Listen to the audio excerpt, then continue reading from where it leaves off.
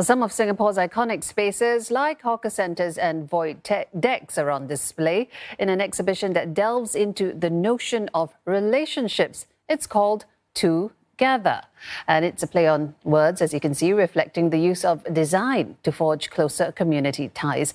The 16 exhibits include community hubs and even the rail corridor, showcasing how they contribute to social life here.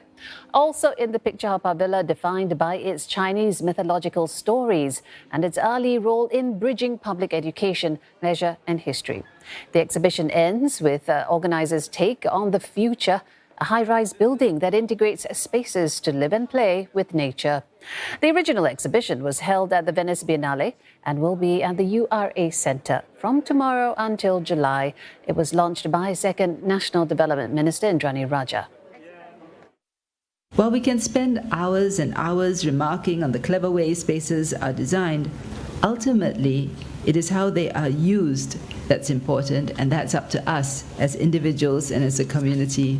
So I hope that visitors will not only take away insights on our relationship with public spaces, but also insights on our relationship with each other, and go away with new ideas on how you can contribute to creating vibrant spaces in your own communities.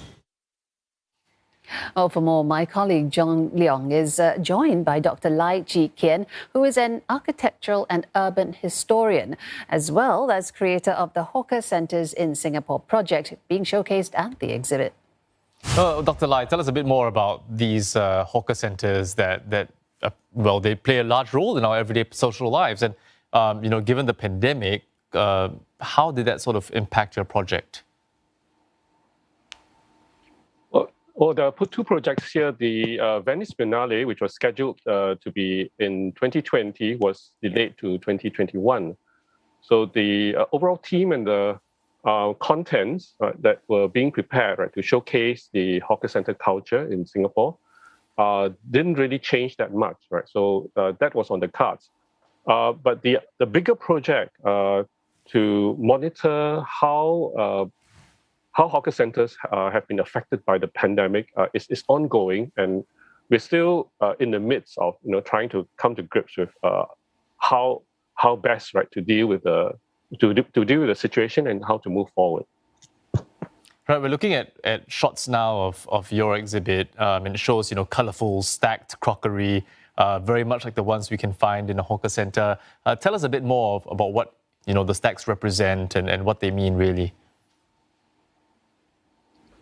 The curators of the Venice Biennale for the Singapore Pavilion have conceived the entire, as you can see, the entire exhibition as almost like a hawker center, and there were 16 tables.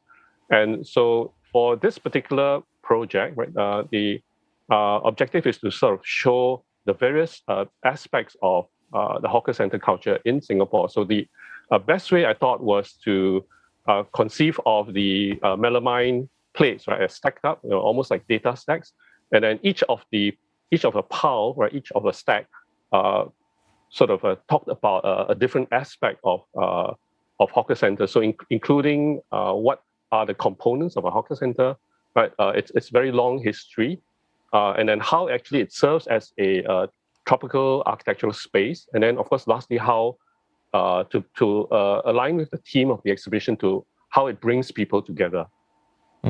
I think so this at the end of the day was Yeah, I mean, for a long time during the pandemic, people couldn't gather at hawker centres.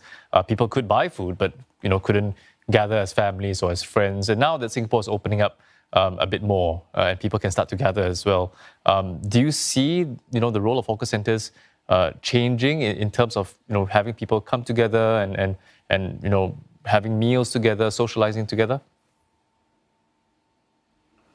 Yes, the hawker center aspect, the history has been expanding and changing, evolving over time. It started in 1908, and then I could trace like 4 phases. The latest one, sort of with the 2011 advent of the social enterprise hawker center. So all these different phases will evolve differently. The ages of the hawkers and the spaces that they have are all different. So with the pandemic, I think we need to now take a stock check on the different types of hawkers and the spaces.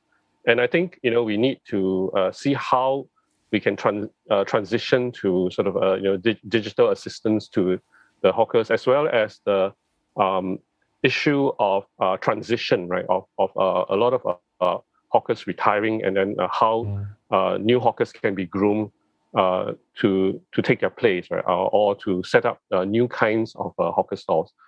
So it has in the past, right, enabled different ethnic groups, different kinds of cultures to come together, and now it has gotten the UNESCO Heritage Award. So the space of the hawker center and the culture itself is evolving, and hopefully, right, even with the opening up, we hope to see how we can move on to the next phase, and hopefully, all of these will be very positive changes. Yeah, Dr. Lai, I don't want you to put you on the spot, but as the project's creator, if you could use one sentence to describe how you would like visitors to experience your exhibit, what would that be?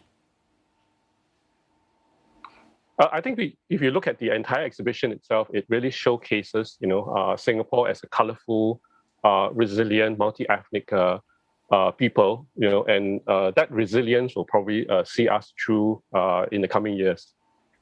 Yeah, very apt message indeed, Dr. Lai. Thanks very much for speaking to us. We've been speaking there with Dr. Lai Chee Kien, talking about his project, Hawker Centres in Singapore.